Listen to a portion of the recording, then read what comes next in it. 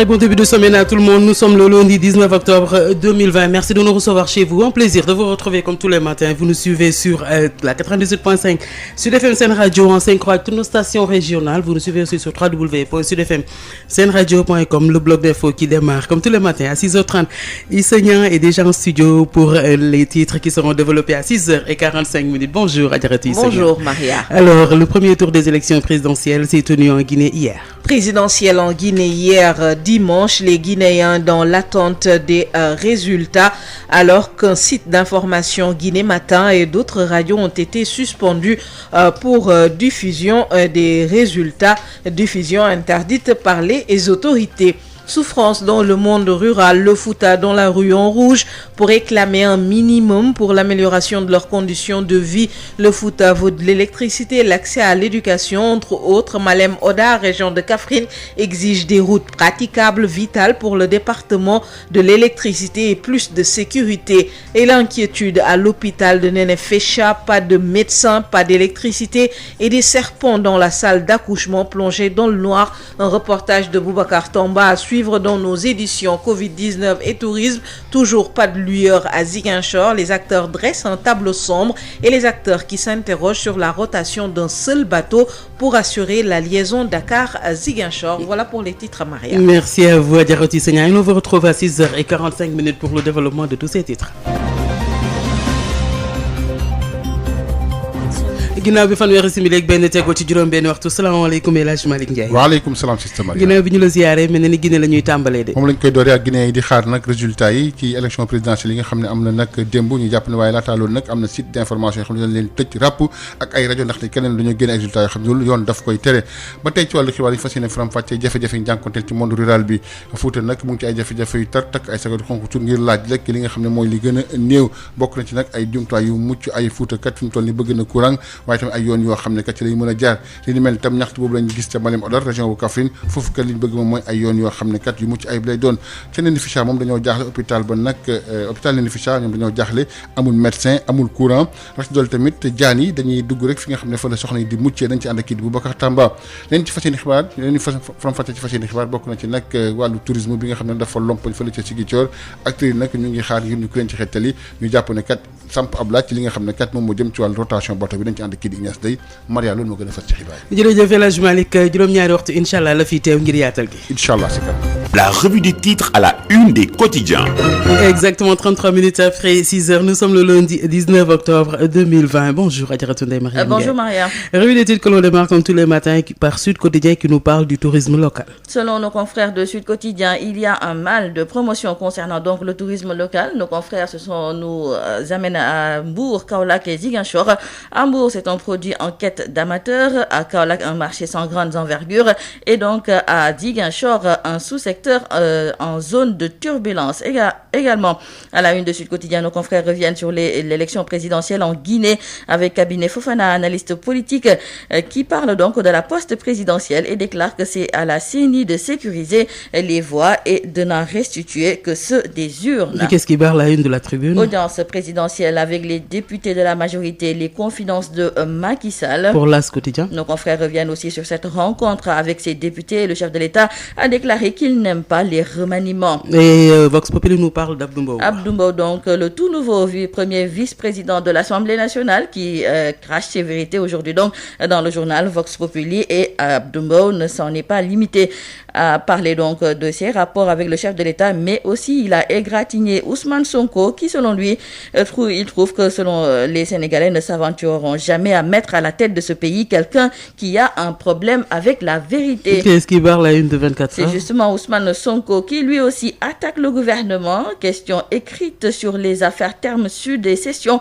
de biens appartenant à l'État. Et de quoi nous parlent les Échos ce matin? De l'avenir du Parti socialiste intérim de Aminata Mbengue Ndiaye. Et bon, Serigne Mbaye Thiam affirme ses ambitions. Et pour Rewmi Quotidien? Nos confrères de Rewmi Quotidien se sont entretenus aujourd'hui avec le directeur général de Souma Assistance, Dr Babacar Niang, commerçants qui déclarent qu'à l'aéroport, les gens viennent avec des faux tests ou payent pour passer. Et pour le quotidien, nos confrères nous parlent des premiers résultats sortis des urnes en Guinée-Conakry et selon nos confrères, l'on s'achemine vers une victoire de Cellou Dalein Diallo. Et là on termine avec Libération. Libération qui nous parle de ce scandale au bureau de poste de Dakar Étoile. Le chef vide les caisses pour son marabout, arrêté en même temps que ce dernier. Le marabout donc lui avait juré qu'il n'irait jamais en prison. li gën a fës ci këru yéenekaay.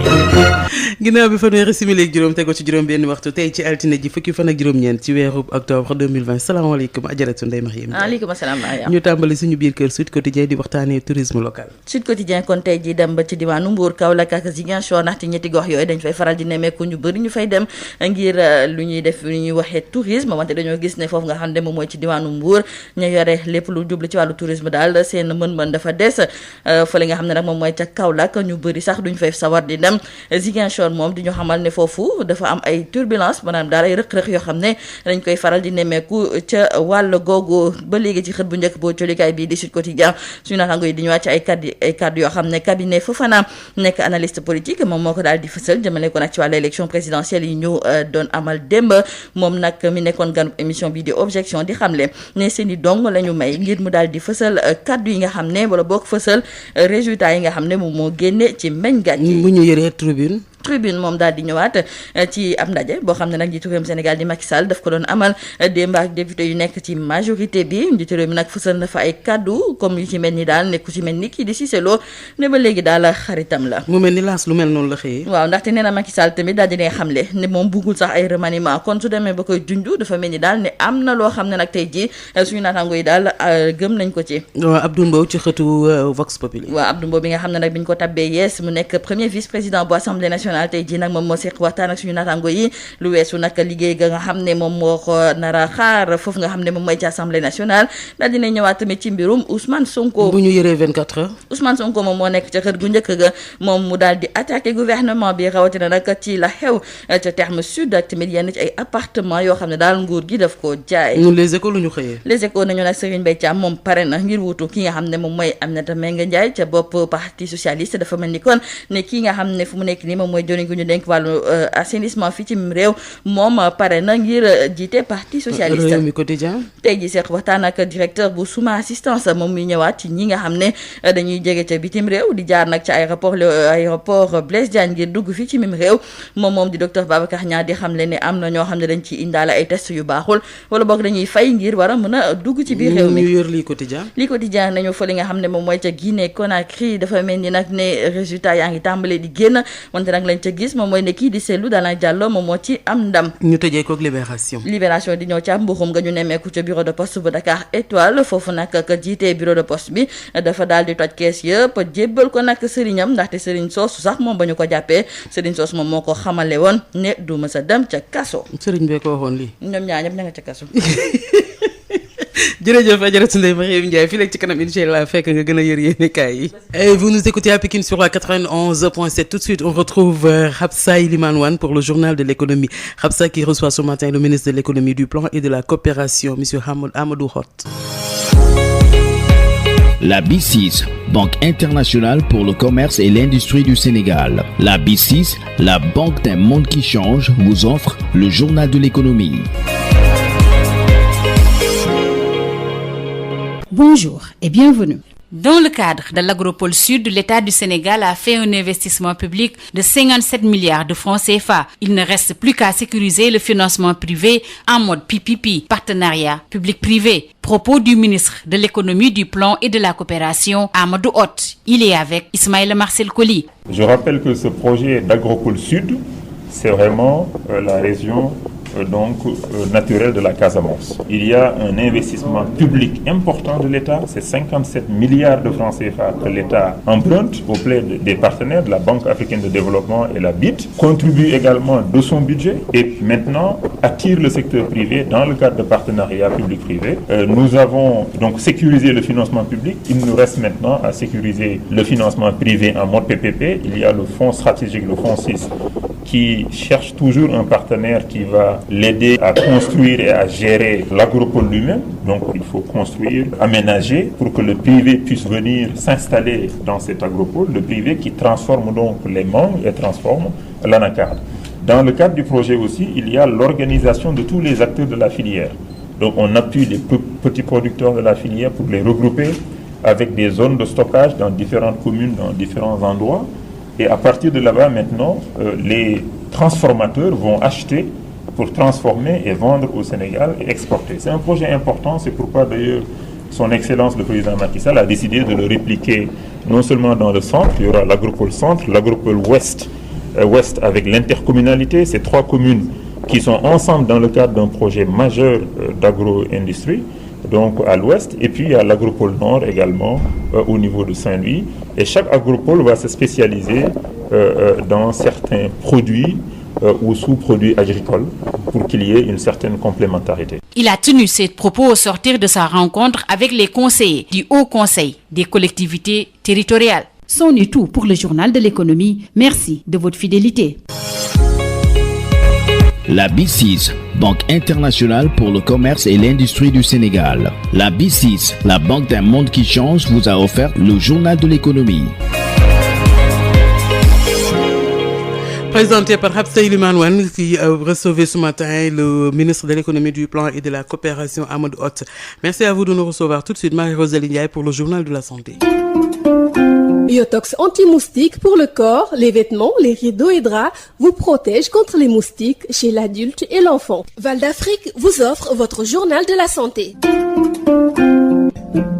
Bonjour à tous. L'association Bokk Jëf en Italie, qui regroupe plus de 300 Kaolackois basés en Italie, a participé à l'effort de guerre contre la Covid-19. À Kaolack, le représentant de l'association a remis au nom de Bokk Jëf Italie aux foyers religieux qui préparent le Mawlud, aux associations des handicapés et aux Dara au total 2000 masques, des kits alimentaires, du savon. La cérémonie de remise de ce don a eu lieu à Kaolack et a été présidée par le chef de service de l'action sociale qui a représenté le préfet de Kaolack. Abda Achi, membre de Bokk Jëf Italie, qui est au micro de Mamadou Camara. Le don, c'est en nature. C'est des kits alimentaires composés de riz, de l'huile, du savon et des masques. L'association Bokk Jëf Kaolack a voulu participer sur la lutte contre la Covid-19. Ils se sont mobilisés pour envoyer quand même leur participation symbolique. Et les cibles sont les Dara, les handicapés. Il y avait d'autres cibles, mais malheureusement, le temps est trop court. On n'a pas pu satisfaire tout le monde. Je pense qu'aujourd'hui, les familles religieuses aussi, on a prévu des masques pour le gamou qui est à l'origine. Et l'association Bokk Jëf Kaolack, c'est une association de Kaolackois qui a été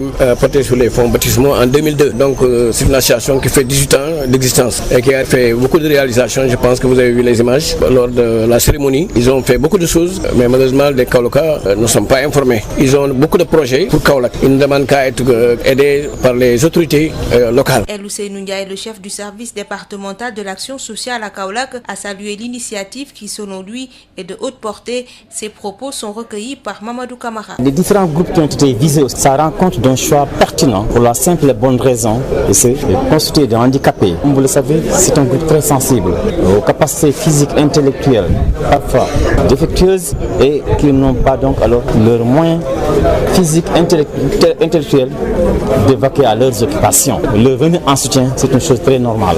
L'autre chose, c'est aussi concernant les foyers religieux. Il est important de penser à ces foyers religieux, d'autant plus que le thème qui fait objet de la rencontre, c'est la lutte contre la Covid-19, et que ces foyers religieux regorgent jusqu'à présent de personnes, notamment donc pendant les cérémonies religieuses, les gamous, les magal, les Kazu Rajab et les autres cérémonies, les soutenir, se tendre donc à minimiser les risques de propagation de la maladie à Covid-19.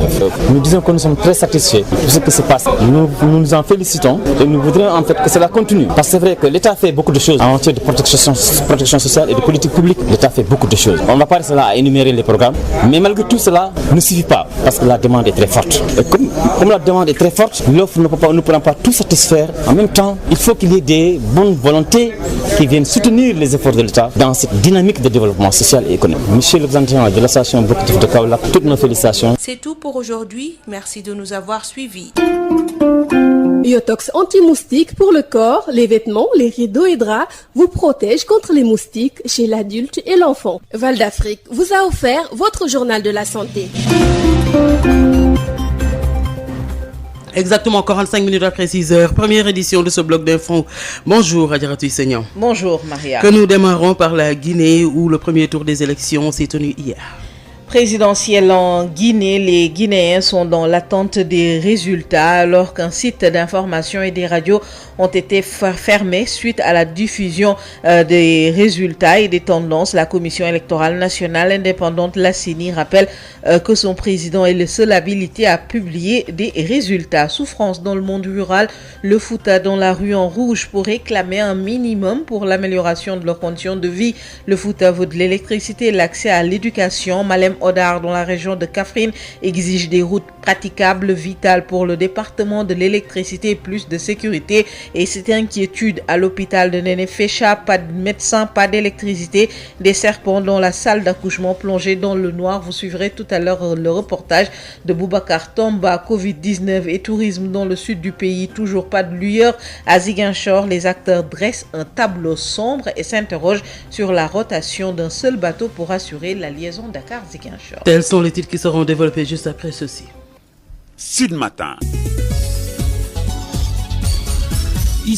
Bonjour à tous. Pape Abdoulaye Gueye assure la mise en onde de cette édition qui nous mène directement en Guinée au lendemain de la présidentielle. Le site d'information guinématin.com a été suspendu pour un mois. Le site a été fermé suite à la diffusion sur sa page Facebook du dépouillement. Au même moment à Kankan, la capitale de la Haute-Guinée, et des radios sont également fermées pour les mêmes motifs. Les Guinéens sont dans l'attente des résultats, alors que la Commission électorale nationale indépendante, la CENI, rappelle que seul le président de la commission est habilité à publier les résultats provisoires dans un délai maximum de 72 heures. Au total, 5,5 millions d'électeurs étaient appelés aux urnes hier pour choisir le président de la Guinée. Sud FM.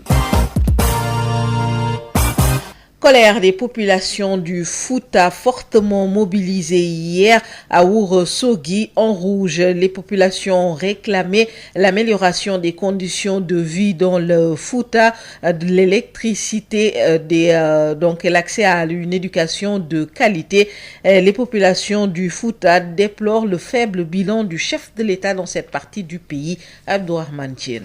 Le Fouta, estampillé titre foncier du président Macky Sall, est loin d'être satisfait du chef de l'État. Ces populations annoncent la couleur.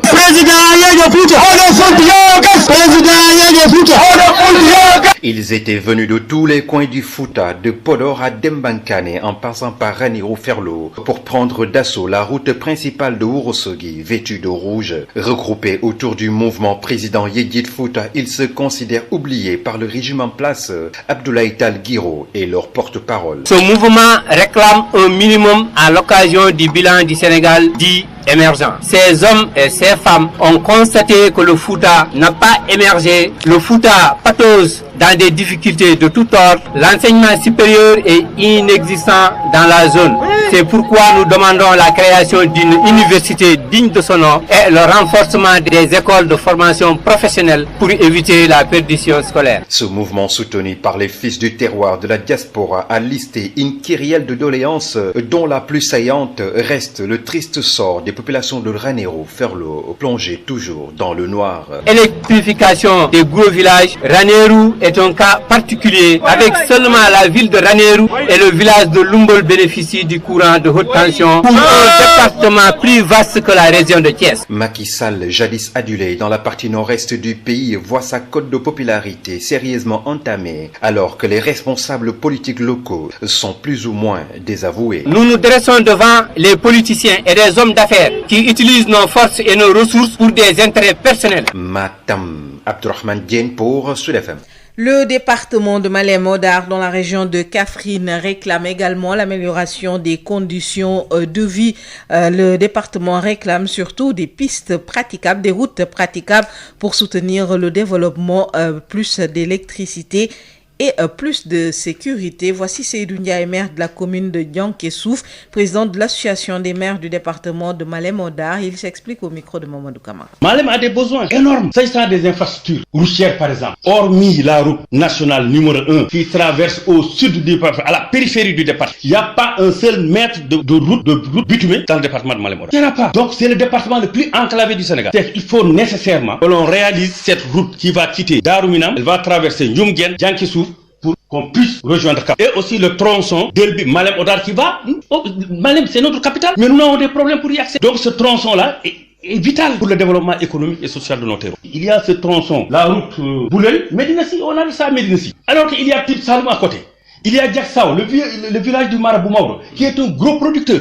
Il y a Bodé. Il y a aussi Njotsean, le village de Seigne Bassirou Mbacké, où se trouve notre marché hebdomadaire. À partir du mois de juin, une fois que les pluies s'installent, mais le marché c'est fini. Aucun camion, aucun véhicule ne quittera Touba pour arriver dans ce marché. Et nos sources de revenus proviennent de ce marché-là. Ne serait-ce que maintenant pour permettre le transport des récoltes et des personnes et des marchandises. Mais cette louche, elle est vitale pour nous. Elle va désenclaver en partie la commune. C'est ça notre problème. Notre problème aussi numéro 1 et qui nous tient à cœur. Et d'ailleurs, nos jeunes, les étudiants extra, avaient fait un rassemblement pour manifester. J'ai dit non, vous n'allez pas manifester. Parce que nous sommes avec le régime. Il est hors de question qu'il y ait une manifestation à Dianki. Mais nous interpellons son excellence le président de la République. Parce que c'est un homme qui n'aime pas l'injustice. Et Malem aujourd'hui est dans une situation extrêmement grave. Dianki ne dispose pas d'un seul mètre d'électricité. Nous sommes dans le noir. Idem pour Ndiobène et pour Ndioum. Il n'y a pas un seul mètre de fil électrique dans la commune de Diankassou, dans la commune de Ndiobène et dans la commune de Ndioumguet. Donc c'est des problèmes qu'il faut régler. C'est pourquoi nous interpellons le président de la République. Madame s'est placée 3e au niveau national, derrière Fatick et Matam. Et il n'y a que les maires qui ont donné ces résultats-là en collaboration avec leurs alliés et leurs amis et les responsables locaux du département. Nous n'avons pas de ministre, nous n'avons pas de DG, nous n'avons rien. Si on arrive à être 3e à côté de Fatick et Matam, Malem est un département qui est presque à 99% entre les mains du président de la République. Propos recueillis par Mamadou Camara. Direction l'hôpital de Nénéfécha, construit par Madame Viviane Wade. L'hôpital est dans un état piteux. La structure est devenue un poste de santé sans médecin, sans électricité, avec des serpents dans la salle d'accouchement. Boubacar Tamba. Le fait est rare pour ne guère être mis en relief. La célèbre structure de santé de Nénéfécha a dégringolé. Elle est passée de statut d'hôpital à celui de poste de santé, ce que regrette le maire Dondo Keita. Avant, je refusais de dire poste, parce que j'ai regardé comment l'hôpital était, les gens qui venaient, les soins de qualité que les gens recevaient. Et si maintenant on voit, quand quelqu'un est malade, même les analyses, les autres choses, tout qu'on faisait ici, il n'y en a plus. Des fois, il faut à Kédougou ou aller à Tamba. Vraiment, là, c'est désolant. Il n'y a pas d'électricité, mais il n'y a pas encore de médecin. S'il n'y a pas de médecin, il ne peut pas y avoir un hôpital. J'ai parlé, j'ai écrit, j'ai tout fait, mais jusqu'à présent, en tout cas, c'est resté au stade de poste de santé. Il y avait même des internationaux qui étaient là. Autre fait tout aussi bizarre, ce sont des cobras qui s'invitent dans la salle d'accouchement de la maternité, nous a révélé Koumba Sow, la sage-femme y officiant. Le mois passé, même dans la salle d'accouchement, il y avait des 2 cobras qui étaient là-bas. Dans la salle d'accouchement? Dans la salle d'accouchement, même 2 cobras à l'intérieur. Lorsque je faisais l'accouchement, j'ai ramené le nouveau-né au niveau du coin du nouveau-né. Et j'ai dit à la matrone, allume-moi la torche. Elle me dit que c'était un serpent. Elle me dit, non, tu as tellement peur. J'ai dit que non, j'ai pas peur. Ça, c'est un serpent. Elles sont habituées. Elles ont essayé de faire tout pour récupérer, pour faire sortir les serpents. Et la matrone me dit que c'était pas une, c'était 2 cobras. Il y avait l'autre même qui était au niveau sous la table et l'autre qui était au coin du nouveau-né. C'est tellement risqué. Moi, aujourd'hui, si je ne le souhaite pas, le bébé, c'est un bébé à réanimer aujourd'hui. Comment faire? Je réanime le nouveau-né au niveau du coin du nouveau-né. Il y a un serpent qui est là-bas. C'est risqué pour la sage-femme. C'est risqué pour la patiente qui est là-bas, même sur la table, on ne sait pas. Il y a la délivrance qui m'attend. Je dépose le nouveau-né, je devais faire la délivrance. Et cette délivrance, il y a du serpent. Donc, est-ce que j'aurais pensé à faire la délivrance? Et au niveau de la délivrance, il y a l'hémorragie qui est là-bas. C'est difficile. Une maternité sans courant, c'est une maternité à risque. Boubacar Tamba de retour de Nénéfécha pour Sud FM. Parlons du secteur du tourisme en Casamance, lourdement affecté par la pandémie de Covid-19. Le tourisme local qui souffre d'une mauvaise promotion, traverse une zone de turbulence. En cette période de saison morte, les acteurs dressent un tableau sombre. Ignace Ndeye. Il était d'ailleurs censé être une bouée de sauvetage pour le secteur du tourisme en Casamance, surtout en cette saison morte. Mais ce tourisme local reste aujourd'hui durement éprouvé par la pandémie de Covid-19. Les campements touristiques sont quasi vides. Les réceptifs peinent à trouver pensionnaires et les résidences se font rares, très rares dans ces réceptifs hôteliers. Augustin Diatta, le président du syndicat d'initiative du tourisme en Casamance, qui diagnostique, fait l'amer constat. Mais la situation, elle est catastrophique comme dans toutes les régions du Sénégal. Et aussi d'une façon générale en Afrique, dans la mesure où les frontières sont fermées. La situation est compliquée. Et deuxièmement, on comptait avoir sur le tourisme local, les gens qui ont l'habitude de venir de Dakar, de la Gambie, de Bissau. Là aussi, c'est compliqué parce que la Gambie, c'est fermé. La Guinée-Bissau, c'est fermé. Les gens de Dakar pour venir passer par Tambacounda, c'est trop long. Venir par l'avion, c'est pas tout le monde qui a les moyens de faire venir par l'avion. Et c'est ça qui fait qu'aujourd'hui, les campements, les établissements sont vraiment au point zéro. Tout est fermé, c'est la catastrophe. À part peut-être 2-3 hôtels dans la commune qui font des tourismes d'affaires. Mais autrement, dans l'ensemble, voilà, c'est compliqué. Malgré les tarifs spéciaux accordés en cette période de l'année, le tourisme local est dans une zone de turbulence qui plonge d'ailleurs tout le secteur au point mort. Moi, exemple de Kobalan, rien du tout. Tu vas à Fignam, rien du tout. Tu vas partout. Et ce qui est encore ici, je crois que c'est les hommes d'affaires qui vont dans 2-3 ans. Mais le tourisme, ça va pas. Malgré les prix qui sont cassés. Et malgré les prix qui sont cassés, ça va pas. Il y a le transport qui joue. Le transport ne va pas. Ici, souvent les week-ends, tu vois les Bissau-Guinéens qui arrivent. Tu vois les Gambiens qui arrivent. Tu vois quelques-uns de Dakar qui peuvent venir par la Transgambienne. Maintenant, c'est fermé. Passer par Tambacounda. C'est ça qui fait qu'il y a zéro. Ça va pas. Et comme si cela ne suffisait pas, la riposte timide de la desserte maritime Dakar-Ziguinchor maritime avec seulement un seul bateau, le bateau Jambon, sur les 3 bateaux sur la liaison, n'est pas pour faciliter la relance de ce tourisme local qui souffre véritablement d'une promotion. Ziguinchor, Ignace Dey, Sud FM. Pourquoi un seul bateau au lieu des 3 pour assurer la liaison maritime Dakar-Ziguinchor? Les acteurs du tourisme en Casamance s'inquiètent et manifestent des craintes sur cette situation qui paralyse la desserte maritime. Ils interpellent la COSAMA. Augustin Diatta, président du syndicat d'initiative du tourisme en Casamance, au micro de Ignace Dey. Et on a peur parce que le bateau, c'est le poumon de l'économie de la région. Il nous amène des touristes, il nous amène la marchandise. Il nous amène des touristes sénégalais qui arrivent. Et si le bateau ne vient pas, mais c'est une catastrophe. C'est vrai, aujourd'hui, toutes les entreprises traversent des moments difficiles. L'État, avec le budget du Covid, vient au secours. Je prends exemple la compagnie Air Sénégal, 45 milliards. Sinon, la compagnie coule. Mais aujourd'hui, les gens disent que le bateau, la compagnie Cosma est en difficulté. Et ils refusent de communiquer. On ne peut pas savoir, c'est vrai, s'ils sont en difficulté. S'ils ne sont pas en difficulté, aujourd'hui, nous avons ces bateaux. À la place de 3 bateaux, à les citoyens, le Aguel qui ne circule pas. Pourquoi ça ne circule pas? On ne sait pas. On ne va pas oublier le Covid, il laisse le consommateur. Et si les citoyens vient, mais ça règle. Parce que les gens, ils vont à Dakar en passant par Tamba. Donc ce qui vous dit, il y a un gros problème, un sérieux problème. Il n'y a que le Jambon qui est sur la liaison. Il n'y a que le Jambon qui est dans la liaison. Pourquoi l'autre ne vient pas? S'ils ont des problèmes, qu'ils en parlent et que les gens trouvent une solution. Pour vous, maintenant, vous plaidez pourquoi? Pour que l'État aide le consommateur. Avant de dire aider le consommateur, que le consommateur dise les gens qui sont en difficulté, mais ils ne veulent pas communiquer. Et le ministre du Transport maritime ne communique pas. Et on les accuse qu'ils ont en difficulté. Mais nous, ce qu'on veut pas, qu'on se lève un bon matin, qu'on décide. Mais le consommateur, c'est vrai, ils ont le Diogué et les dealers qui ont le monopole du transport du Nord d'Acajou. Mais ce qu'on veut dire, si réellement ils sont en difficulté, l'État, avec la stratégie qu'ils ont utilisée pour aider Air Sénégal, ils pouvaient le faire. Ils vont le faire, pour les aider. Mais vous, en tant qu'acteur du tourisme, vous êtes inquiet? Nous sommes très inquiets parce que ça nous fait peur. On n'a pas confiance. Nous voulons savoir pourquoi. Il peut que brusquement ça s'arrête. Mais brusquement ça s'arrête parce qu'on les a accusés qu'ils sont en difficulté et qu'ils vont arrêter. Et eux, ils ne communiquent pas. Et le tourisme est déjà en difficulté. Le tourisme en difficulté, l'économie, toute l'économie en difficulté. Parce que le consommateur, il arrête, c'est le poumon de l'économie de la Casamance. Et puis, retenez cette reprise partielle hier dimanche des célébrations eucharistiques dans les églises du diocèse de Saint-Louis, mais donc une reprise dans le respect strict des mesures barrières pour éviter la propagation de la Covid-19 dans la région. Fin de cette première édition. Merci de l'avoir suivi. Merci à Pape Abdoulaye Dieye pour la mise en onde. À tout à l'heure, Marie. Merci à vous, Adjaratou Issegnan. On vous retrouve à 7h30 pour la seconde édition de ce bloc d'info. Sud FM. Il est 7h. Sud FM xibaar yi.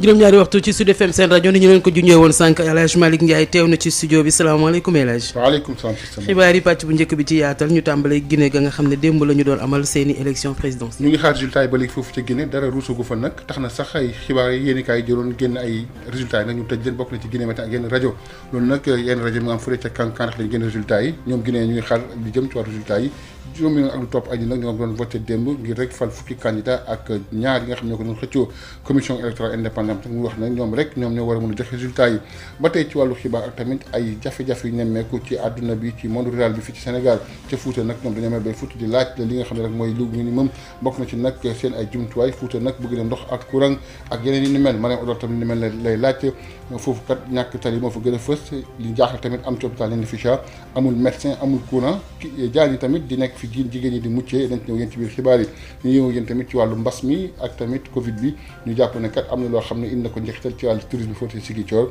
acteurs yi nag dañuy samp ab laaj ci li nga xam ne kat mu jëm ci wàllu rotation bi ci bateau bi ngir rek diggante Dakar ak Ziguinchor loolu moo gën a fas ci xibaar yi. jërëjëf El Hadj Malick Ndiaye bu ñu taaxee loo mu yaatal ko.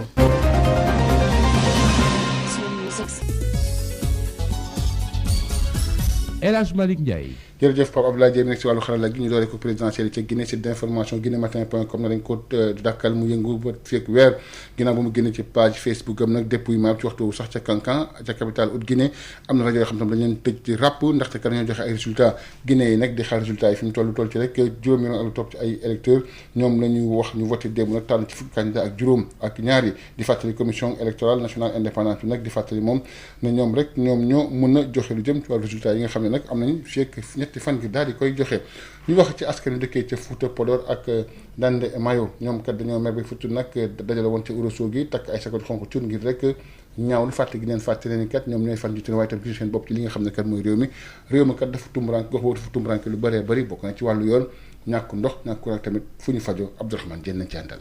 politiciens yi nekk fii ci diwaan bi dañ daan faral di naan Fouta Macky Sall ko moom wante tey jii askan wi nga xam ne ñoo fi yeewoo dafa mel ni kontaanuñ benn yoon ba tax na ñu ngi tàmbalee di féppoo. Fouta ñu amee maar dañoo sonn ñun waa Fouta dee leen tàyyi nañu waa Fouta. tey jii fu ne la ñu bàyyeekoo ca Fouta li ko tàmbalee ca Podor jëm ba Dembankaane jaaree ko ca Ranérou Ferlo dañoo wàcc si ca Ourossogui ngir daal di wane seeni nakkar ñu ngi booloo dajaloo ci mouvement bu ñuy duppee président yi jut Fouta maanaam président gestul waa Fouta ngir ñu xamal njiiti réew mi ñoom waa Fouta sonn nañ tàyyi nañu. l'éducation bi soox bi ba nga xamante ne bii ñun Fouta tey dañoo soxla université ba nga xamante ni suñuy frère ak suñuy doom lañ fi jàngee reste fii léegi ñuy dem Kaolack di dem Saint-Louis dañoo bëgg doomi Fouta yi reste fii nii nendoori baa ngi nii suuf si ña ngi koy saax-saaxee ña ngi koy joxe n'importe quoi lu nekk ñi di ko joxe fii nii loolu dañoo bëgg mu dakk ci Fouta ba nga xamante ne bii Fouta suñ Fouta la nañ toppatoo suñ Fouta. bile mouvement nag doomu Fouta yi nekk ca bitim réew ñoo leen di jàppale ngir ñu mën a amal seeni yëngu-yëngu ca Ranérou Ferlo li fa am doy na waar ndaxte nguur gi daf leen a fàtte. département Ranérou moo gën a yaatu région de Thiès y a deux seuls villages yi nga xamante ni ñoom ñoo fa am courant mi Ranérou centre ak Lumba Samba Abdou amuñ yoon amuñu courant amuñu ndox amuñ dara. njiitu réew mi Macky Sall nga xam ne Fouta mooy ay cosaanam jamono ji nag dafa mel ni bayre bi mu amoon mu ngi tàmbalee wàññi rawatina bi askan yi daal di tàmbalee weddi responsable yi fi ne. président waa Fouta la parce que y a des ministres y a des directeurs généraux y a des leaders politiques yoo xamante ni ñu ngi fii nii ñoo war a gëstu Fouta. mu nekkoon Abdourahmane Diène fii ci Matam pour Sud FM. Abdourahmane Diène li okk Fouta nag moom moo xuri Malem Odar nekk ci région bu Kaffrine foofu tamit dafa tumuranke lu bëree bëri na ca jànke suuf ak jànke kaw ak njóobeen ak jokkul mbel kuk foofu kat amul yoon la fa am ca yoon nag kenn mënu faa dem ndaxte dafay taa ñàkk nañ courant ñàkk ay bërëb yu fajukaay ci yu bëree bëri Seydou Ndiaye moom mooy maire commune bu jànke suuf nekk président association des maires du département de Malem Odar ñu déglu ko bu ñu ci ay leeral ci micro Mamadou Camara. boo jógee Daaru Minam amul yoon nga ñëw Njum nga ñëw jànke suuf ba Kaffrine foo jaar mooy problème yoon woowu ñuy sàkku président de la république mu defar ko ci li mu gën a gaawe te mu doon une route bitumée ñu contrôlé ko buñ ko fi rang-ranga it ñetti fan ñeenti ñu delluwaat ci lañ newoon la ca des mooy la ñuy lëkkaleeg Malem Odar mooy suñu capitale départementale del bi Malem Odar ñu defaraat ko suñu paree yoon wi ñu indi ba Médina Sy bu mu yem Médina Sy foyer religieux yi ci kanam di ñëw war a am su ko defee mu bàyyi ko Médina Sy dem Tiib jaar Médina Boyeen jaar Tiib ñëw Boode ñëw Jaksaaw ci dëkk Maam Abdou bi sëñ Maodo Sy nga fa di fa def tool yu mag a mag a mag rakam léeg-léeg toujours mu nga fa sëñ kii sëñ Sidi Ahmed de très grandes exploitations ñun dañ fay dem di xooli tool yi di ñëw boo demee Njote Siyaan mais sëñ Bass exploitation yi mu def c'est à perte de vue ni koy Médina Sy di ko defee moom noonu lañ koy defee Njote Siyaan marché ba suñu marché bi nga xam ne bii ressources yi ñuy am fa lañ koy tirer mais marché ba Njote Siyaan la ne Njote Siyaan bu amul yoon bu yàlla ji xesee taw amul benn oto buy bàyyi ko Touba wala feneen ñëw Njote même oto yu ndaw yi sax taa yi ñuy wax yooyu moom bu ndox mi bëri moom benn du ci dem parce que boo doyee 5 kilomètres yi la nga ngiro loolu problème mu Malem beneen feebaru Malem Odar bi gën a garaaw na te mu def ñu ci dans l'insécurité mooy courant moom furaas amu jànke chef lieu bi amu ko dëkk yu mag yi ko wër amuñu ko boo demee Njum amu fa boo demee Njóobeen amu courant bi ñuy wax OMVG AFDS agence française de développement ñëw nañ natt waaye lu ñu natt depuis 2016 ba 2020 waaye loolu kañ la ci mooy suñu problème moo tax ñu ciy interpeller son excellence le président de la république parce que am na yoo xam ne président yëgu su ko yëgee mu régler ko parce que président ku fonk askan bi la ku fonk affaire équité maanaam yemale da ko bañ ba créer ministère pour loolu passé ñun toujours ñu dem élection jël troisième ñëpp jàpp ñu fal législative ñu gañ présidentielle ñu gañ ñu ne Malem mooy troisième ci Sénégal yëpp boo ko dajalee wërngal këpp Malem mooy troisième Fatick dong nga ko raw ak Matam xam ngeen Fatick ak Matam ku mu raw kooku moom du parce que lañ leen defal bu ñu ko defal ñu raw leen mënuñu am courant mënuñu am nomination amul benn responsable politique bu Malem boo xam ne bii promouvoir nañ la amul te Malem département la comme yeneen département yi di nit ku baax Abdoulaye Sow nommé nañ Kaffrine DG Cout mu ngi def aussi ay de très bonnes actions di dimbale maire yi di dimbale les chefs religieux couches vulnérables yi si loolu ñu ngi ciy remercier président bi di ko ci féliciter mais loolu doyut Malem aussi dafa war a gis boppam carrément ci yëf yi dafa war a gis boppam ci fu nekkoon kàddu Seydou Ndiaye ba tey ci wàllu xibaar la ñuy wax ak tamit hôpital Néné Ficha bi nga xam ne Viviane Wade moo ko tabaxoon nag daanaka mu fàtte nañ ko nag mu ngi ci nag ay jafe-jafe tax loolu nag fi mu toll nii poste de santé la doon waaye nag am na ay yeew yu fay faral di nekk ay jaan yu mag a mag rawatina fi nga xam ne fa la soxna yi di muccee dañ ci ànd ak kii di Boubacar Tamba. du saa su ne la ñuy nemmeeku li ni mel l'hôpital bu ñuy soppi def ko poste de santé looloo xew fi nga xamante ni mooy Néné Ficha jaxafu commune bi daal ci xotal yi kaddu Dondo Keita. c'est vrai yàgg naa du ma doon nangu wax poste parce que neexuma woon bugguma woon hôpital bi dafa waroon ñëwaat su dul hôpital au moins mu ñëwaat un centre secondaire mais loolu amuñu ko comme ICP moo fa ne infirmier moo fa ne infirmier am naa lu ma mën a liggéey am naa yeneen liggéey du ko mën a liggéey hôpital bi mënul continuer hôpital bi nag depuis Madame Wade ba mu ko tëjee jëm ne dañ ko ubbi mais ba léegi ubbi boobu amul parce que d'abord suñu naaroon ubbi hôpital bi il faut que courant bi ñëw il faut que ñu indi médecins yi il faut que yeneen yëf yi ñu xool parce que am naa léegi matériel yu bëri mun naa yàqu comme yàgg naa depuis bu ñu ko bàyyee nekk ñu di ko jëfandikoo. la ca gën a doy waax moo di ne ay jaan ñooy xëccante maternité beeg liir yi kañu ko dënk mooy Kumba Sow mooy sage-femme ba. ay jaan di romb fu ne parce que amuñu courant bu courant amee tey nga xam ne jaan moo fa dem mën nga cee jàppale sa bopp xool ni ngay def ba mu génn mais ngay def accouchement di joggi jaan di laajte est-ce que jaan la du jaan yow mi sage-femme bi yow mi def accouchement bi yaay baa nga ci taabal di la xaar war nga ko jàppale nu muy ngay mën a jéem a arrêté deret bi waaye nag yow nga yóbbu bébé nga war koy ñaan ma ko yàlla bébé boo xam ne da nga ko war a jàppale mu nooyi yow bébé boobu yow sage-femme bi ci boppam jaan nga say diggante tànk loolu wóorul parce que yaay bi nekk ci taabal bi war nga ko jàppale bébé war nga ko jàppale saal baa nga am jaan loolu doo xam li ngay liggéey guddi jot nga war a placer voie amoo courant encore loolu yëpp risque la bay ñaw sax malade dangaa obligé jël toos bi def ko sa mbagg mi képp ko mën a xool ni ngay ñawee malade boobu waaw ñaari jaan yi moom yooyu moom yóbbu naa ko ba district sax may leen docteur ay cobra laa fekk ci biir salle d'accouchement bi ñaari cobra benn bi ci suuf table bi beneen bi ci ruq coin nouveau-né bi man bi ma ko waxee matron bi moom dafa insisté mu ne du jaan mais finalement matron bi dafa dem mu ne ma wax nga dëgg jaan la man ma génn salle d'accouchement bi wala leen foofu mais salle d'accouchement bi may génn tey bàyyi naa malade ci kaw table sañe na sañewu lépp mun na fa am état de choc parce que sage-femme bi assisté wu ko daw naa génn na moom mi fa nekk mun na tiit loolu lépp lu ko waral ñàkkum courant la vraiment. Boubacar Tamba doon bawoo Néné Ficha rajo Sud FM. Boubacar Tamba ba tey ci wàllu xibaar ñu wax tamit secteur tourisme bi nga xam ne kat dafa code bi moom daf ko laal ba am ci njeexital tourisme local bi nag am na ay jafe-jafe fële ci diwaanu Ziguinchor rawatina nag ci période bi nga xam ne nag saison morte la acteurs yi nag fi mu toll nii bëgg nañ ku leen bàyyi xel ak ku leen xettali dañ ci ànd kii di Ignace Ndeye. ci jamono yu nekk tourisme local bi moo naroon sauver secteur wàllu tourisme fii ci diwaanu Casamance waaye jàpp nañu ni tourisme bi ni mel li nga xamante ni mooy mbas bi laal na ko bu baax a baax ba tax na campement touristique yu nekk fii ci diwaanu Ziguinchor yu bëri dañoo vide kenn nekku fa naka noonu réceptif yi nga xamante ni amul benn touriste bu fa nekk su weesoo yi néew ñii di résidents yi ñoom ñi nga xamante ñoo dëkk ci réew mi waroon dem ci réceptif hôtelier yi kenn gisul leen fa Augustin Diatta di président bi ëmb kuréel bi ñii di yëngu ci wàllu tourisme fii ci diwaanu Casamance di xayma li ni mel daal di jaaxle. dafa am jafe-jafe parce que temps yooyu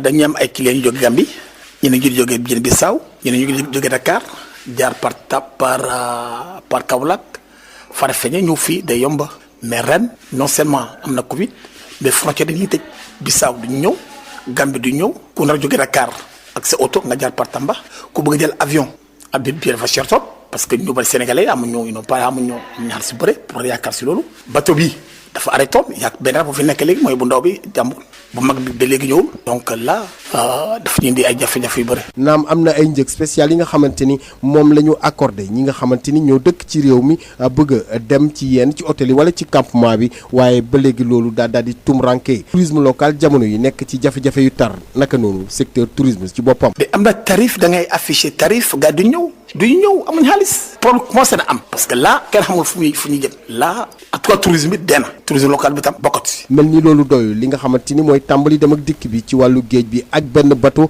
ci ñetti bateau yi nga xamante ni moo waroon nekk ci géej gi loolu yombalul lii di sukkali tourisme local bi nga xamante ni mu ngi jànkonteel jamono yi jafe-jafe yu tar bokk na ci sax promotion bi nga xamante ni demeewul noonu Ziguinchor Ignace Ndeye Sud FM. Ignace Ndeye ci wàllu xibaar yi ci des ci wàllu ak tamit lu tax rek bateau bi nga xam ne nag warul benn bateau war ñett nag moo gënoon ngir rek Dakar ak Ziguinchor acteur tourisme yi nekk ca Casamance jaaxle wane nag seen njàqare ci situation bi nga xam ne fi mu toll nii mën nañu jeextal ci wàllu tourisme bi Augustin Diatta moom mooy président syndicat d'initiative du tourisme ca Casamance ci micro Ignace Ndeye. dañ jaaxle parce que consomment mooy lu ñu ne tubaab yi ne mooy booy sauvetage ku nar ñëw Casamance Banjul dañ ko tëj ñaar jaar par Tamba dafa sore. bateau bi moo doon nekk li nga xam ne moo ñu mën a facilité et puis tey benn bateau bu ndaw mooy daw yeneen daw ñu moo am ñi ne dañu am problème ñoom waxuñu donc ñun dañu jaaxle lu ñu bañ mooy suba ñi xëy nañu dañuy arrêté bu ñu amee difficulté nañ ko wax parce que Air Sénégal dafa am jafe-jafe état bi dem 45 milliards mu jàppale leen mais ñoo am nañu jafe-jafe dañ ko wax. yéen lan moo leen tiital ci loolu. mais parce que luñ gis doon ñu confiance. benn bateau bu ndaw gars yi daw par Tambacounda et puis ñaar bateau mun nañu daw ou bateau bu bëri mun a def ñëw et du ñu wax lu tax yenn bateau bi ñëwul. nangu ñëw communiqué donc lu ñuy dañuy tiit. ngeen loolu moo leen tiital. loolu moo leen tiital nit ku bëggul wax c'est dangereux kenn xamul lu nekk boppam. da ngeen tiit pour tourisme bi aussi. da ngeen tiit pour tourisme tiit pour économie région bi tiit pour lépp et consommé bu ñu waxulee maa ngi demandé ministère transport maritime na wax parce que bu ñu suba. ñu xëy benn suba ñu ne ñu léegi c'est fini jeex na non lu ñuy def économie région bi lu ñuy def non il faut nañu wax. parce que benn bateau rek mooy daw te yeneen. benn bateau bu ndaw mooy daw arrangé ñi da ngay jël billet ñu ne la semaine prochaine dafa fees ba pendant 2 semaines 3 semaines loolu mooy la. li ci ñu bëgg a voyager kenn ñëpp mënuñu jël yoon Tamba. ñu wax ci association des mareyeurs du Sénégal bi nga xam ne ñoo jóg taxaw temm nag farak kii di Alioune Ndoye ministre bi dénk wàllu napp gi ci li nga xam ne que moo jëm ci wàllu licence de pêche yi ñoom kat lañ joxoñ baaraam suuma nag ñi nga xam ne ñoo yëngatu te ñooñu seen bopp rek lañ fi nekkal ñu amoon ab ndaje démb dañ ci ànd ak kii di Amadou Moustapha Dieng. te ministre bi woote na ba sonn wax ba sonn ne man jaayuma ay licence. mareyeurs Sénégal yi taxaw temm def wenn say ne duñu nangu benn yoon kuy nasaxal ki nga xam ne mooy seen ministre de tutelle mooy Alioune Ndoye fan yi yëpp ay kuréel yi nga jug di mbubboo ñuy liggéey ci biir secteur pêche bi lee waaye li leen tax a jug moo di nasaxal liggéeyu Alioune Ndoye ba noppi bu ko galgal lu ni mel ñu koy jaaree ki coow ñu yëkkati jëm ci wàllu licence de pêche yi ñuy xam ne ay la yéwén wax nañ ko waxati ko Alioune Ndoye moom signéwul benn licence de pêche bu bees. ministre bi amul benn licence de pêche boo xam ni. bu mu ñëwee ba tey bu dul benn licence bu jeex mu renouvelé ko moo am mais signéwul benn licence. bu ñu taxawee nag naan ministre bi signé na ay licence ministre bi signé na ay licence te dara amu ci. loolu lañ taxaw fii tey pour dindi ko xam ni benn licence ministre de la pêche Alioune Ndoye signé wu ko wax ji na leer. ci noonu mareyeurs yi nga xam ne li leen tax a jóg moo di seen secteur bi ànd ak dal te kenn bañu koo ruube bañ koo jaxase ñu xam ne jamono ji ñoom taxaw nañu temm ngir aar liggéey bi nga xam ne ci li ñu ñaqee di jëriñu di fekk seeni soxla. bukki yi nga xam deru bay muuroo ko nekk ci biir rek di ruube bi nag lañ bëgg si dañoo bëgg nag ngir yàlla ak yonante bi yàqkat yooyu nga xam ne ñooy yàq nañ ñu sarax génne seen làmmiñ ci pes bi. liggéeykat yi yëngu ci wàllu njaayum jën ak jënd ko di xam ne am na lu bëri loo xam ne ñu ngi koy jéem a dugal ci biir xelu nit ñi ay naxee mbaay la dafa am ñoo xam ne li leen tax a jóg mooy yàq moo tax ñu bëgg a ëlëmal xelu nit ñi te lu nu mel dara du ci dëgg ñi xam ne gaal yi di teer fii ci réew Sénégal di fi andi jën ñooy tax ñu mën a jaay jën ci marché yi niki noonu it ci gaal yooyu lee la leen ci ndaw yi di xëy kon boog buñ ko dakkalee musiba lay jur. waa léegi nag luñ bëgg ñu bañ a war a renouveler bu ñu renouveler wul port moom lu mu fiy def ndax port ba te pes la fay wàcc loo ca amu fa. ku nekk da nga secteur bu ne dafa am wàllam kenn ku ne nañ la bàyyeeg sa wàll nga liggéey am la nga war a am dama ne usine yaa ngi fi benn usine jën bu nekk bi fi nekkee tubaab yi nekk fi dañu daan jox quota. mareyeurs yi lee bootu ci ay kuréel yu bëri te wuute di xam ne bés ñi ki tey taxaw nañu temm daañu wër fépp foo xam ne mareyeur mi nga fa yee la daal di lay wax nga taxaw temm ndax kat am na ñoo xam ne ñu ngi yoot bugg mbubboo secteur bi dugg ci biir daal di koy yàq te lu ni mel duñ ko nangu benn yoon.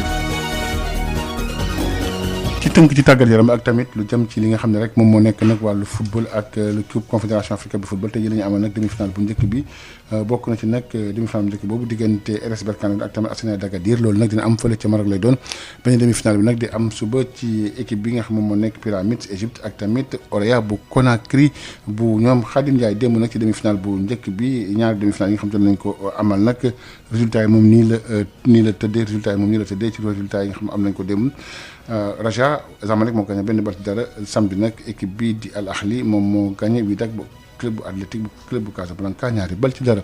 ñu wax ci comité de gestion pour la défense des intérêts du sport et la culture de Kaolack bi nga xam ne nag amoon na assemblée générale démb Abdou Aj président bi ne nag li ñu ci bëgg moom mooy fexe ba football Kaolack waa gën a jëm ca kanam gën a ñoŋ ñu digal ko ci micro Mamadou Camara. comité de gestion pour la défense des intérêts des sports et la culture de Kaolack donc am na juróom-ñeenti at tey li waral mu juddu mooy bi ñu demee ba 2011 gis ne suñu club yi gis ne ñu ngi gën a dellu gannaaw ba bokkatuñu sax ci élite bi ci plan football yeneen discipline yi tamit même bu ñu bokkee ci élite bi comme handball bi dañuy xëccoo toujours pour def maintien suñu artistes yi déggatu leen fenn arts martiaux itam ñu ngi góorgóorlu ak judo yeeg tout ça là di def ay résultats mais conditions yu métti la ñuy entraîner amuñu sax fu ñu ko entraîner kilifa yi fi nekk yoo xam ne ñoo ñuy jiite mooy élus locaux yi wala politiciens wala yooyu affaire bi soxlu leen intéressé wu leen ku ciy def dara rek nañ ciy def pour ñu gis la jéemuñ dara pour xam lan moo xew affaire bi naqadiwu leen méttiwu leen pour que ñu mën a laaj lu xew pour ñu jéem ci trouver ay solution mooy manque de moyens d'abord amuñu ay infrastructure bu Kaolack bi mu nekkee Kaolack ba léegi benn stade fi nekk amuñu yeneen infrastructure amuñu ay piscine pour nageurs yi géej gi la ñuy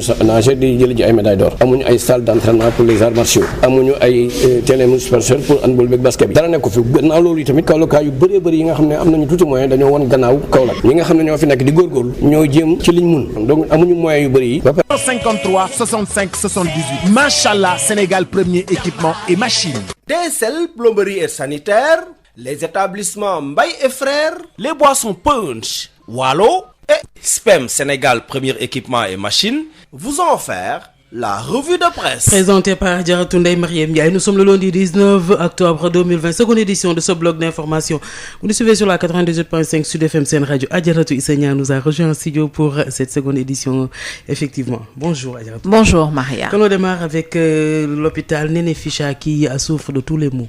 L'hôpital situé donc dans la région de Kédougou, construit par Madame Viviane Wade, vit dans une situation dramatique. La structure est devenue un poste de santé sans médecin et sans électricité. Un reportage de Boubacar Tamba. Le fait est rare pour ne guère être mis en relief. La célèbre structure de santé de Néné Ficha a dégringolé. Elle est passée de statut d'hôpital à celui de poste de santé, ce que regrette le maire Dondo Keita. Avant, je refusais de dire poste.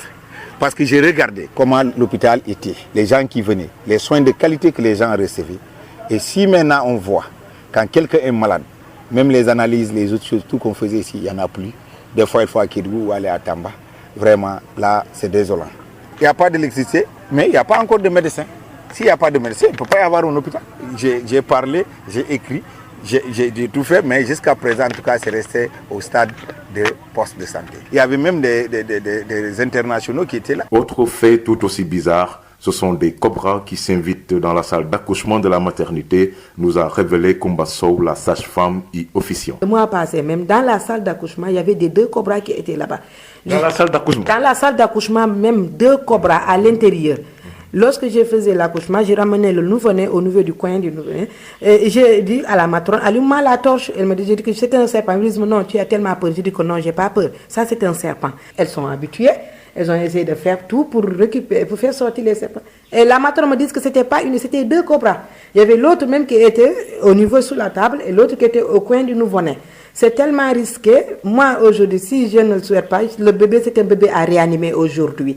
Comment faire? Je réanime le nouveau-né au niveau du coin du nouveau-né. Il y a un serpent qui est là-bas. C'est risqué pour la sage-femme.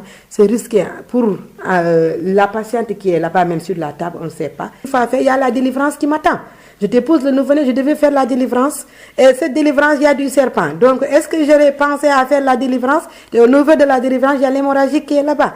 C'est difficile. Une maternité sans courant, c'est une maternité à risque. Boubacar, Tamba de retour de Néné Ficha pour Sud FM. Direction Ziguinchor, où le secteur du tourisme est très affecté par la pandémie du coronavirus. Le tourisme local souffre énormément en cette période de saison morte. Les acteurs dressent un tableau sombre. Ignace Ndeye. Il était d'ailleurs censé être une bouée de sauvetage pour le secteur du tourisme en Casamance, surtout en cette saison morte.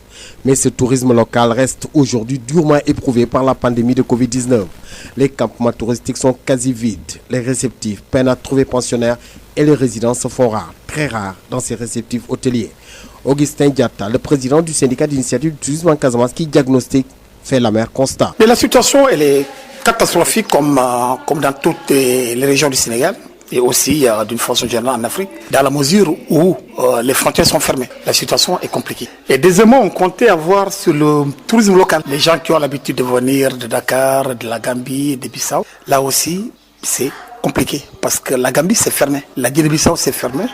Les gens de Dakar pour venir passer par Tambacounda, c'est trop long. Venir par l'avion, c'est pas tout le monde qui a les moyens de faire venir par l'avion. Et c'est ça qui fait qu'aujourd'hui, les campements, les établissements sont vraiment au point zéro. Tout est fermé, c'est la catastrophe. À part peut-être 2-3 hôtels dans la commune qui font du tourisme d'affaires. Mais autrement, dans l'ensemble, voilà, c'est compliqué. Malgré les tarifs spéciaux accordés en cette période de l'année, le tourisme local est dans une zone de turbulence qui plonge d'ailleurs tout le secteur au point mort. Moi, exemple de Kobalan, rien du tout. Tu vas à Fignam, rien du tout. Tu vas partout. Et ce qui est ici, je crois que c'est les hommes d'affaires qui vont dans 2-3 ans. Mais le tourisme, ça ne marche pas. Malgré les prix qui sont cassés. Et malgré les prix qui sont cassés, ça ne va pas. Il y a le transport qui joue. Le transport ne va pas. Ici, souvent les week-ends, tu vois les Bissau-Guinéens qui arrivent. Tu vois les Gambiens qui arrivent. Tu vois quelques-uns Dakar qui peuvent venir par la Transgambienne. Maintenant, c'est fermé. Passer par Tambacounda. C'est ça qui fait qu'il y a zéro. Ça ne va pas. Et comme si cela ne suffisait pas, la riposte timide de la desserte maritime Dakar-Ziguinchor maritime avec seulement un seul bateau, le bateau Jambon, sur les 3 bateaux sur la liaison, n'est pas pour faciliter la relance de ce tourisme local qui souffre véritablement d'une promotion. Ziguinchor, Ignace Dey, Sud FM. Justement, les acteurs s'interrogent pourquoi un seul bateau au lieu des 3 pour assurer la liaison maritime Dakar-Ziguinchor. Les acteurs du tourisme en Casamance interpellent les autorités. Augustin Diatta est le président du syndicat d'initiative du tourisme en Casamance. On l'écoute. Et on a peur parce que le bateau, c'est le poumon de l'économie de la région. Il nous amène des touristes, il nous amène la marchandise, il nous amène des touristes sénégalais qui arrivent. Et si le bateau ne vient pas, mais c'est une catastrophe. C'est vrai, aujourd'hui, toutes les entreprises traversent des moments difficiles. L'État, avec le budget du Covid, vient au secours. Je prends exemple la compagnie Air Sénégal, 45 milliards. Sinon, la compagnie coule. Mais aujourd'hui, les gens disent que le bateau, la compagnie Cosma est en difficulté et ils refusent de communiquer. On ne peut pas savoir, c'est vrai, s'ils sont en difficulté, s'ils ne sont pas en difficulté. Aujourd'hui, nous avons ces bateaux. À la place de 3 bateaux, allez citoyer le Aguel qui ne circule pas. Pourquoi ça ne circule pas? On ne sait pas. On ne va pas oublier le Covid, il laisse le consommateur vient. Et si Allez citoyer vient, mais ça règle. Parce que les gens, ils vont à Dakar en passant par Tamba. Donc ce qui vous dit, il y a un gros problème, un sérieux problème. Il n'y a que le Jambon qui est sur la liaison. Mais il n'y a que le Jambon qui est dans la liaison. Pourquoi l'autre ne vient pas? S'ils ont des problèmes, qu'ils en parlent et que les gens trouvent une solution. Pour vous maintenant, vous plaidez pourquoi? Pour que l'État aide le avant de dire aider le consommateur, que le consommateur dise les gens qui sont en difficulté, mais ils ne veulent pas communiquer. Et le ministre du Transport maritime ne communique pas. Et on les accuse qu'ils sont en difficulté. Mais nous, ce qu'on ne veut pas, qu'on se lève un bon matin, qu'on dit c'est fait. Mais le consommateur, c'est vrai, ils ont le Diogué et les dealers qui ont le monopole du transport du Nord d'Acajou. Mais ce qu'on veut dire, si réellement ils sont en difficulté, l'État, avec la stratégie qu'ils ont utilisée pour aider Air Sénégal, ils pouvaient le faire. Ils vont le faire, pour les aider. Mais vous, en tant qu'acteur du tourisme, vous êtes inquiet? Nous sommes très inquiets parce que ça nous fait peur. On n'a pas confiance. Nous voulons savoir pourquoi. Il peut que brusquement ça s'arrête. Mais brusquement ça s'arrête parce qu'on les a accusés qu'ils sont en difficulté et qu'ils vont arrêter. Et eux, ils ne communiquent pas. Et le tourisme est déjà en difficulté. Le tourisme est en difficulté, l'économie, toute l'économie est en difficulté. Parce que le consommateur, il arrête, c'est le poumon de l'économie de la Casamance. À cause du coronavirus, pas d'activités sportives et récréatives de masse à Sédhiou en lieu et place. Les jeunes se sont mobilisés à Tanaf pour lutter contre l'insalubrité publique. Un reportage de Moussa Dramé. La pandémie à coronavirus a sifflé cette saison l'arrêt des activités du championnat national populaire, communément appelé Navetan. À Tanaf, dans l'extrême est de Sédhiou, les jeunes ont trouvé des activités citoyennes qui vont sainement les occuper au service de la ville. Ce week-end, et à l'exemple de ceux qui ont précédé, ils ont initié des opérations de salubrité publique et de remblayage des trous béants dans les principales artères de la ville. Seni Marénan est le président de la zone de football de Tanaf. Des actions citoyennes au niveau de la ville, ce qui nous a poussé autrefois à faire des activités de sensibilisation dans les différents quartiers de Tanaf par rapport au Covid. On s'est mobilisé aujourd'hui pour le remplissage des trous qui se trouvent au niveau de nos artères dans la ville. Nous avons projeté dans l'avenir de faire le ramassage des déchets plastiques. Et l'autre semaine, ça sera le désherbage au niveau des différentes artères, au niveau des institutions publiques que nous avons ici. ici n'ont pas d'activité de football cette année. Ce que nous pouvons faire, c'est des activités citoyennes. Nous avons mobilisé toutes les ASC. L'institution municipale qui les accompagne dit se réjouir de l'éloquence de cet acte sublime de patriotisme de terroir. Ibrahima Solo alias Hidalgo Mané, le premier adjoint au maire de Tanaf. Une jeunesse organisée, une jeunesse engagée. Cette jeunesse ne cesse de faire des activités dans la commune. Le ramassage des objets plastiques. Elle a sensibilisé face aux pandémies. Aujourd'hui, elle est là pour rembler les différentes artères de Tanaf. L'État ne peut pas tout faire. Les collectivités également ne peuvent pas tout faire. Les autorités sont à leur côté. Relever le défi, ensemble développer Tanaf. Certes, ces jeunes ont manifesté leur engagement à assainir leur cité, mais sur place, la demande d'un programme spécial de construction de la voirie communale reste actuelle, tout comme bien d'autres services et équipements de base pour faire de cette ville frontalière à la Guinée-Bissau un havre de bonheur.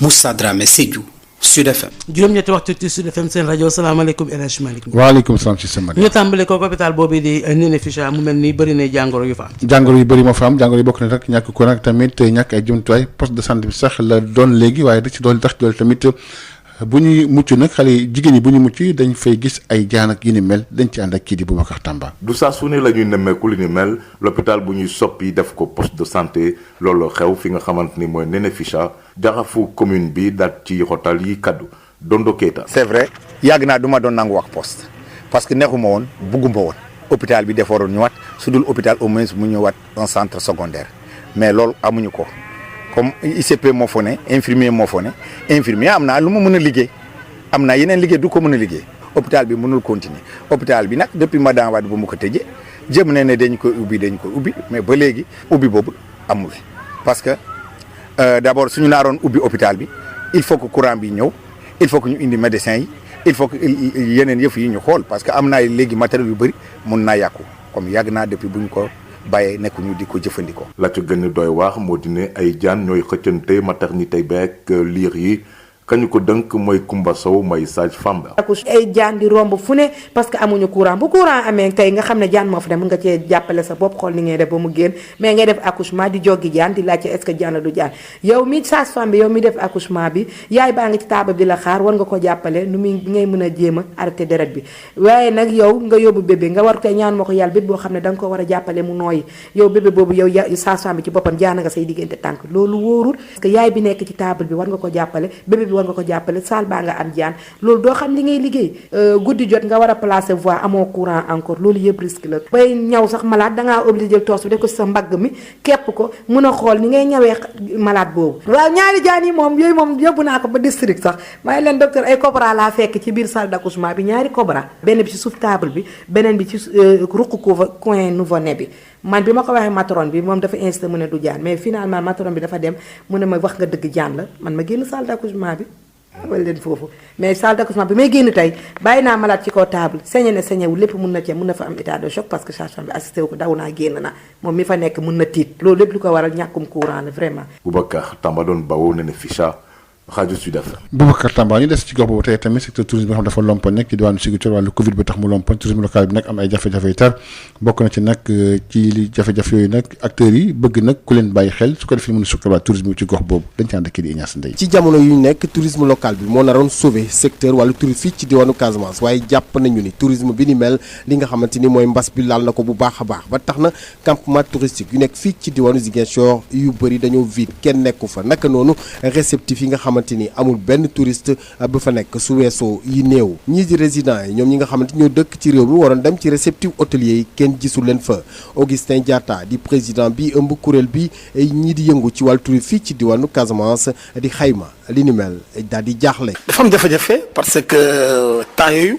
dañuy am ay clients yu jóge Gambie ñeneen ñu jóge Guinée-Bissau ñeneen ñu jóge Dakar jaar par Kaolack Farafenni ñëw fii day yomba mais ren non seulement am na Covid mais frontière dañuy tëj Bissau duñu ñëw Gambie du ñëw ku nar a jóge Dakar ak sa oto nga jaar par Tamba ku bëgg a jël avion bi dafa cher trop parce que ñu bari sénégalais amuñu xaalis bu bëri pour yaakaar si loolu bateau bi dafa arrêté woon yaa benn bu fi nekk léegi mooy bu ndaw bi jàmbur bu mag bi ba léegi ñëwul donc là dafa ñu indi ay jafe-jafe yu bëri. naam am na ay njëg spécial yi nga xamante ni moom la ñu accordé ñi nga xamante ni ñoo dëkk ci réew mi bëgg a dem ci yenn ci hôtel yi wala ci campement bi waaye ba léegi loolu daal di tumranke tourisme local jamono yi nekk ci jafe-jafe yu tar naka noonu secteur tourisme ci boppam. mais am na tarif da ngay affiché tarif gars du ñëw amuñ xaalis problème commencé na am parce que là kenn xamul fu ñu jëm là en tout cas tourisme bi dee na tourisme local bi tam bokkut si. mel ni loolu doyul li nga xamante ni mooy tàmbali dem ak dikk bi ci wàllu géej bi ak benn bateau ci ñetti bateau yi nga xamante ni moo waroon nekk ci géej gi loolu yombalul lii di sukkali tourisme local bi nga xamante ni mu ngi jànkonteel jamono yi jafe-jafe yu tar bokk na ci sax promotion bi nga xamante ni demeewul noonu Ziguinchor Ignace Ndeye Sud FM. Ignace Ndeye kii di Augustin Diatta nag moom nekk président syndicat d'initiative du tourisme ca Ziguinchor am na xalaat ci mun a def nag ba suqaliwaat tourisme bi waaye itam mu gën a Kosama béy ci waaram ñu déglu ko ci micro Ignace Ndeye. mais dañ jaale parce que Kosama mooy lu ñu ne tubaab yi ne mooy booy sauvetage ku nar ñëw Casamance Banjul dañ ko tëj ñaar jaar par Tamba dafa sore bateau bi moo doon nekk li nga xam ne moo ñu mën a facilité et puis tey benn bateau bu ndaw mooy daw. yeneen daw ñu moo am ñi ne dañu am problème ñoom waxuñu donc ñun dañ jaale lu ñu bañ mooy suba ñi xëy nañu dañuy arrêté bu ñu amee difficulté nañ ko wax parce que Air Sénégal dafa am jafe-jafe état bi dem 45 milliards mu jàppale leen mais ñoo am nañu jafe-jafe dañ ko wax. yéen lan moo leen tiital ci loolu. mais parce que luñ gis dooñu confiance benn bateau bu ndaw gars yi di daw par Tambacounda et puis ñaar bateau mun nañu daw ou bien bateau bu bëri mun a def ñëw. du ñu wax lu tax yenn bateau bi ñëwul. nangu ñëw communiqué donc lu ñu dañuy tiit. ngeen loolu moo leen tiital. loolu moo leen tiital nit ku bëggul wax c'est dangereux kenn xamul lu nekk si boppam. da ngeen tiit pour tourisme bi aussi. dañuy tiit pour tourisme tiit pour économie région bi tiit pour lépp et consommé bu ñu waxulee maa ngi demandé ministère transport maritime na wax parce que bu ñu suba ñu xëy benn suba ñu ne ñu léegi c'est fini jeex na non lu ñuy def économie région bi lu ñuy def non. il faut nañu wax. parce que benn bateau rek mooy daw te yeneen. benn bateau bu ndaw mooy daw. arrangé ñii da ngay jël billet ñu la semaine prochaine dafa fees ba pendant 2 semaines 3 semaines loolu mooy la. li ci bëgg a voyager kenn ñëpp mënuñu jël yoon Tamba. léegi lu ciy pexe. mais lu ciy pexe mën nañu wax loolu si nekkee am nañu jafe-jafe ñu wax gouvernement mu jàppale parce que gouvernement jàppale na Air Sénégal mu ne lañ jàppale si nekkee question mauvaise gestion la gouvernement trouve une solution mais ñun bëgg nañu que compagnie bi mu doon compagnie. bu baax bu mën a régler problème transport ici Casamance. les cas de Casamance c'est le moment aussi de parler de ñu wax ñu lu xew. ñoom tam ñu wax. ñu wax dañuy xaar bi suba ñu commencé nii on savait la non ndax ñëpp a wax léegi benn bateau mooy daw lu tax muy daw lu tax benn bateau boobu nañu wax. ba tey ci wàllu la ñuy des ak tamit mobilisation citoyenne des jeunes de Tanaf kii nag xeex ak salte geek lii jëm nag ci wàllu Covid 19 bi ci nag ñàkk tamit jumtuwaay association activité sportive ak récréative ci masse ndaw yooyu nag bari nañ nag def setal démb dañ ci ànd ak kii di Moussa Dramé. mbas mi lay di coronavirus moo xam ne dafa lëmbi àddina gi yëpp tax na it ba lépp loo xam ne si dafa jëmee ci wàllu nawetaan football rawatina ñi gàntal li ni mel ci Tanaf ndaw yi ci nekk féetewoo ci penku diwaanu Sédhiou it daanaka yeneen pexe lañu indi soobu ci lépp loo xam ne si waras na mën a soxale seeni gox ba ci ay njeextal ay bés bi ak li ci jiitu woon amal nañ ci ay setal waaye tamit fàtt mboolem kamb yoo xam ne ñoom ñoo ci nekk dañ ci teewlu leeral kii di Ahmed Touré bokk ci zone de football bu Tanaf. ren taw bi daa bëri na ay yàq-yàq ñun jeunes yi mënuñu limité rek si nawetaan moo tax président bi woote pour ñu ñëw am masse ay see mobilisé wu autorités yi ñëw ñu jéem a liggéey suñu tali yi autorités yaa ngi fii ku mel ni monsieur Solomane adjoint au maire jeunes yëpp ñëw na ñu mobiliser comme un seul homme mënuñu xaar lépp si état bi bu ñu def lépp si sport ay see yëpp ñu ngi fi. Ibrahima Solo ñu gën xam ci Hidalgo Mané nekk premier adjoint au maire bu Tanaf bég na lool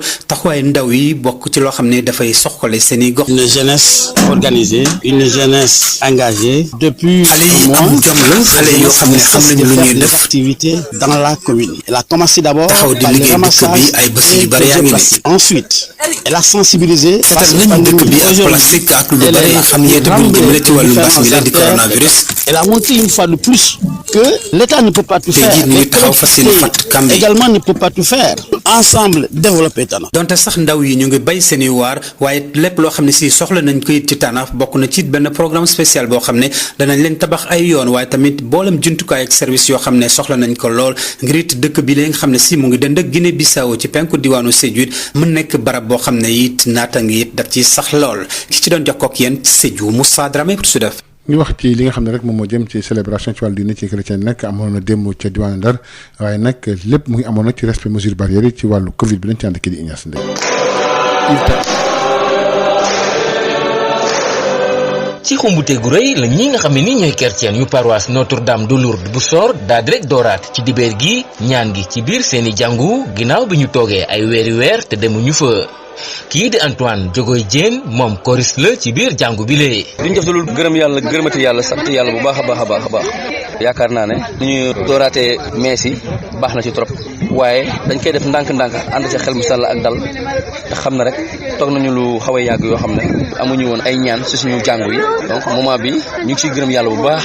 muy mbégte gi ñu nemmeeku itam ci kii di Sela Ndion mi nga xamee ni ci biir jàngu boobule la bokk. waaw en tant que ndaw chrétien maa ngi yëg mbégte bu rëy ci bisu tey bi parce que mi ngi mel ni maa ngi jóge ci ay coono di dugg ci bànneex. jamono ji mbas mi di Covid-19 tax na ba ñu yemale ñi nga xam ne ni ñooy chrétien yi ñëwoon ci jàngu bi lee bu ñu sukkandikoo ci kàddu kii di Abbé Louis Gomis mi nga xam ne ni mooy njiit li. gannaaw bu ñu jotee bataaxal sunu kilifa monseigneur Ernest Sambou mi ñuy sant ndax ñu mën a tàmbaliyaat messe ak fidèles chrétiens yi tey jii de xumbal nañu ak mbootaay yi ñuy wax CEB léegi nag xool nañu gox yi nga xam ne chrétiens yi bëriwuñu foofu njëkk woo ñooñu le ñëw ñaan yàlla waaye kontaan nañu lool waaye bu ñu bëri ndax ñu mën a gën a continuer di ñaan ndax mbas mi jógee file. muy dogal bi nga xamee ni ñii di chrétien yi fa ñëwoon respecté nañ ko. waaw di sol masque fu ñu toll di respecté distance yi suñu diggante